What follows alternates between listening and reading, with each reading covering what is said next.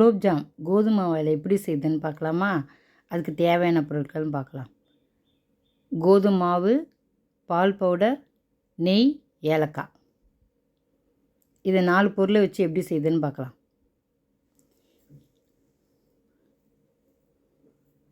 ஒரு கடாய் வச்சுட்டு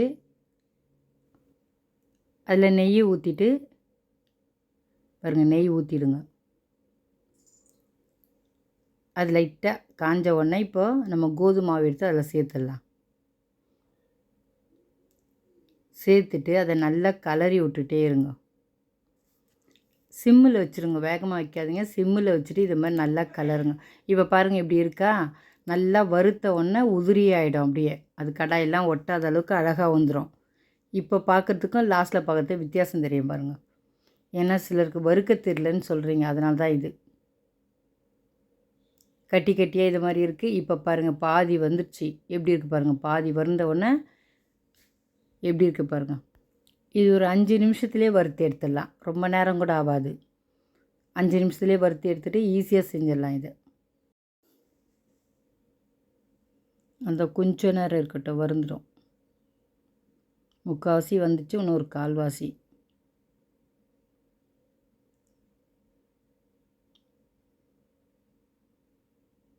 பாருங்கள், அந்த கடாயெல்லாம் ஒட்டாத அளவுக்கு எவ்வளோ அழகாக வருது பாருங்கள். வருந்துச்சு மாவு.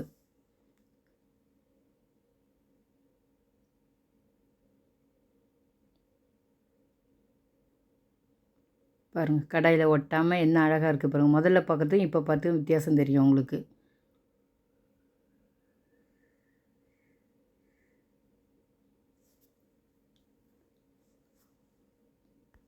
அவ்வளோதான், மாவு வறுத்தாச்சு, நிறுத்திடுங்க. இப்போ பக்கத்தில் ஒரு கிண்ணம் வச்சுட்டு அதில் தண்ணி ஊற்றிட்டு ஏலக்காய் நுணுக்கி வச்சுருமா அதை சேர்த்துருங்க, ஜீரா காசுறதுக்கு.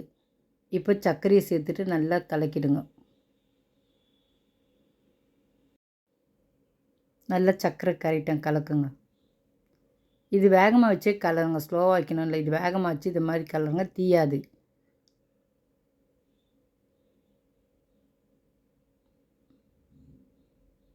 சர்க்கரை கரைஞ்சிச்சு. சர்க்கரை கரைஞ்ச உடனே கொதிக்க ஆரம்பிச்சிடும்.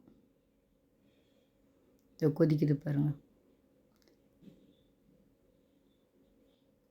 நல்லா கொதிக்கணும். ஜீரா கட்டியாக எடுக்கக்கூடாது, பாவெலாம் எடுக்க வேணாம். நல்லா கொஞ்சம் நல்லா கொதிட்டு இப்போ தண்ணியாக இருக்குது பாருங்கள்.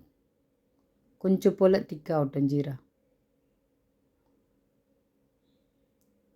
அவ்வளோதான், ஜீரா ரெடி ஆகிடுச்சு. ஆஃப் பண்ணிடலாம். இப்போ இதில் பால் பவுடர் சேர்த்துடலாம். சேர்த்துட்டு கையை வச்சு நல்லா இப்படி பிசைங்க. மாவு சூடாறிடுச்சு, கொஞ்சம் லைட்டான சூடு இருக்கும், அதிலே போட்டு இதை பிசைஞ்சிருங்க. இப்போ பால் எடுத்து காசின பால் அதை எடுத்து அதில் ஊற்றி கொஞ்சம் கொஞ்சமாக பிசையணும். இது மாதிரி ஊற்றி கொஞ்சம் கொஞ்சமாக கையை வச்சு பிசைங்க.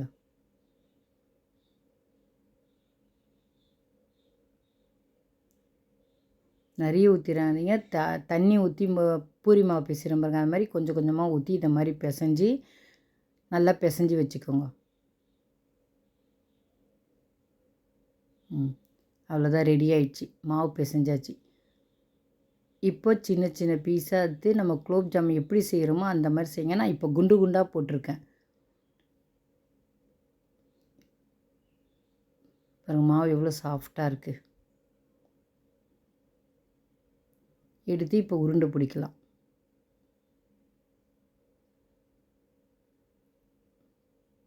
இது மாதிரி நல்லா கையில் வச்சு உருண்டை பிடிச்சி வச்சுக்கோங்க. பாருங்கள் எவ்வளோ அழகாக இருக்குது உருண்டை.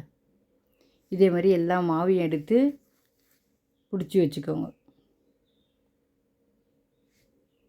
இப்போ ஒரு கடாயில் எண்ணெய் ஊற்றிட்டு நெய்யில் கூட சுடலாம். நான் எண்ணெய் ஊற்றிருக்கேன்.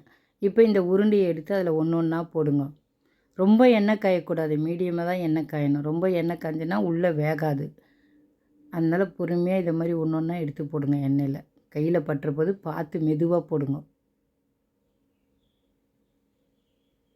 பொறுமையாக போடுங்க. இது மாதிரி கரண்டியை வச்சு சும்மா லைட்டாக இப்படி சுற்றி உடையாது. இது மாதிரி திருப்பி திருப்பி போட்டு எடுத்துடலாம். அவ்வளோதான், குலோப்ஜாம் ரெடி ஆகிடுச்சு. பாருங்கள், அது பார்க்கறதுக்கே அழகாக இல்லை, சாப்பிட்றதுக்கும் இது ரொம்ப நல்லாயிருக்கும். இப்போ 2வது வாட்டி போட்டு அதையும் அதே மாதிரியே எடுத்துடலாம். வெந்த உடனே இதை மாதிரி கலக்கி விடுங்க பொறுமையாக. அந்த மாவாக இருக்கும்போது இது மாதிரி பொறுமையாக செய்யுங்க. இது மாதிரி பொறுமையாக செய்துட்டு கொஞ்சம் செவந்தோன்னு அது பாருங்கள். இப்போ பாருங்கள், இதை மாதிரி கலரலாம். மாவாக இருக்கும்போது வேகமாக கலரிடாதீங்க. இப்போ அந்த ஜீராவில் எடுத்து போட்டுடலாம். எல்லாத்தையும் ரெடி ஆகிடுச்சு. ஜீராவில் போட்டுடலாம். அவ்வளோதான், எல்லாத்தையும் ஜீராவில் சேர்த்தாச்சு. அப்படியே விட்டு ஒரு கலக்கிட்டு தட்டு போட்டு மூடிடுங்க. கொஞ்சம் நேரம் ஊறட்டும். ஊறின பிறகு எடுத்து சாப்பிட்லாம். சாப்பிட்டு பார்த்துட்டு எப்படி இருக்குன்னு சொல்லுங்கள். நீங்களும் இதே மாதிரி செஞ்சு பாருங்கள். சாப்பிட்றதுக்கு ரொம்ப நல்லாயிருக்கும். பாருங்கள், ஊறிடுச்சு. இப்போ ஒரு கிண்ணத்தில் வச்சு சாப்பிட்டு பாருங்கள். வீட்டில் இருக்க பொருளை வச்சு நம்ம குலோப்ஜாம் செஞ்சிடலாம். ரொம்ப ஈஸியான முறையில் செஞ்சிடலாம். சாப்பிட்றதுக்கும் இது ரொம்ப நல்லாயிருக்கும். லைக் பண்ணுங்கள், ஷேர் பண்ணுங்கள், மறக்காமல் நம்ம சேனலுக்கு சப்ஸ்கிரைப் பண்ணுங்கள். தேங்க்ஸ் ஃபார் வாட்சிங்.